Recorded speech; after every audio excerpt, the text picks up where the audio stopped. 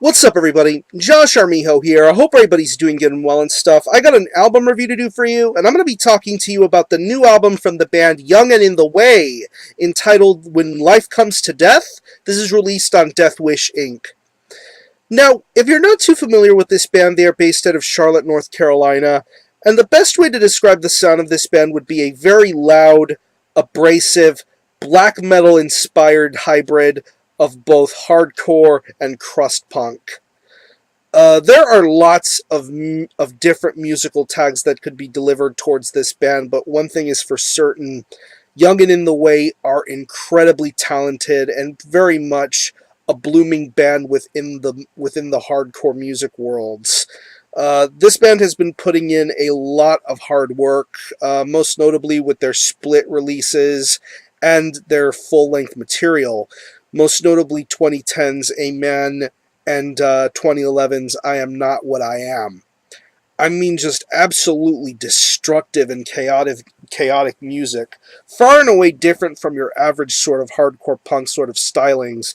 I mean, you get instances of pretty much a lot of the Entombed core style bands, notably Nails or Early Graves, Seven Sisters of Sleep. But then, of course, you get this band's black metal influences, and definitely, one band that definitely comes to mind would be Watain.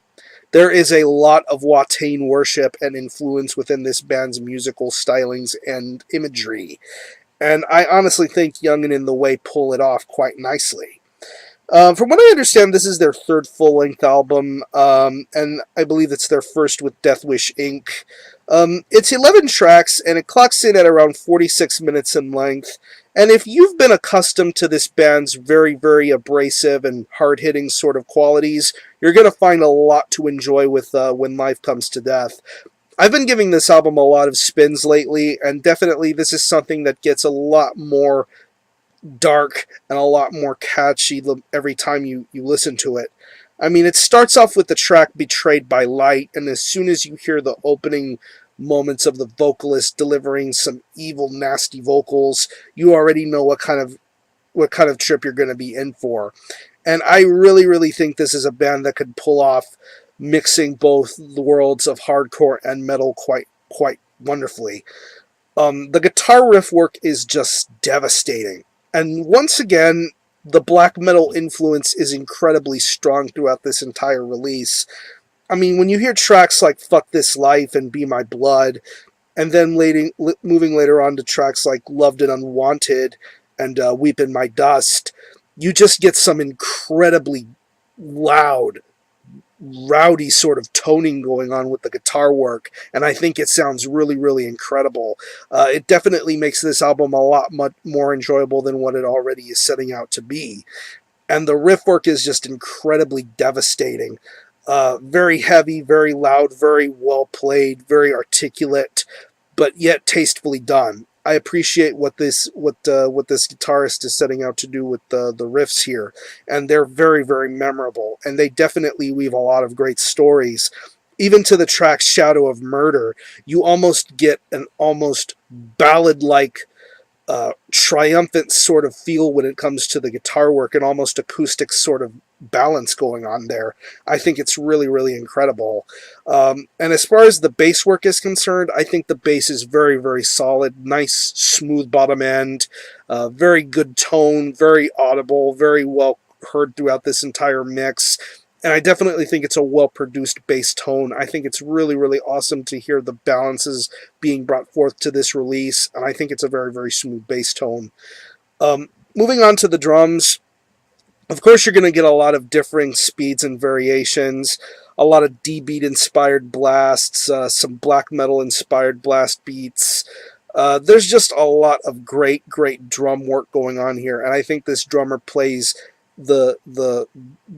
his ass off here on this album, and I think it's a really, really smooth drum performance. From the fast-paced moments to the more subdued, slower moments, I think it's really, really awesome. This drummer definitely delivers a very, very A-class sort of performance here.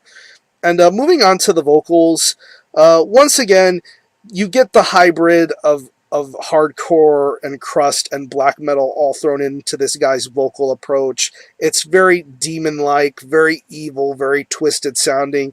You can definitely understand everything that he's setting out to say and deliver, and I think he's delivering a very, very powerful vocal performance. Once again, going to tracks like Fuck This Life and Loved and Unwanted, to even a track like Final Dose, you just get some very, very emotional, powerful growls and just a lot of evil ways being put forth with his vocal style. And then getting on to the last two tracks of this album, Shadow of Murder, you almost are hearing vocals that are delivered in an almost croon, singing sort of fashion. It's very different, and honestly, going back to the Watain worship, it definitely reminds me of a lot of that one song from the last Watain record, The Wild Hunt, They Rode On. I definitely pick up instant vibes from that song on this particular track, and I think it's really awesome. They definitely make it their own here with that. And then you get to the last track, Embraced Extinction, which clocks in at around 9.5 minutes, almost 10 minutes long. It's the longest track on here. I think the vocals delivered on that track are very, very incredible. A lot of great storytelling aspects to be had with that vocal performance there. So overall, this is another really solid album from a band that is definitely going to make a lot of noise within the hardcore and metal worlds. Pretty much, if you're into hardcore or black metal or any mixture of the two sort of hybrids, I mean, if you happen to like Nails, if you like The Secret, if you like Early Graves, this is a band to definitely be on the lookout for. I think this is some really, really incredible stuff.